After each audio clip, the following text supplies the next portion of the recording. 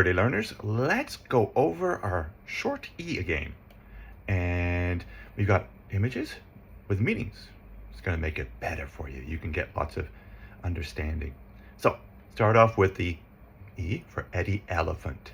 Eh, eh, eh. Yes, the elk and the egg. So now let's go into look more in depth and help with blending. So the first word we have here is ba, e, d, bed. G, e, t, get. What did he get? H, e, hen. We get an egg from a hen. J, e, t, jet. L, e, d. He led the race until the end. L, e, g. Leg. We have two of those.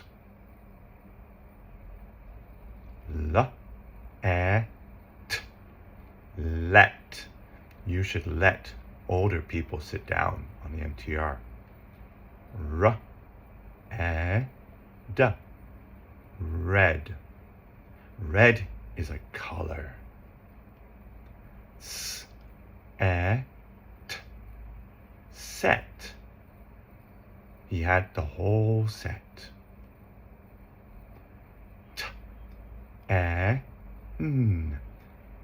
10. Y, e, s. Yes, we did all those words. Wow, very good. Remember, you're not quite getting it? That's okay. Try it again and again. You'll get it.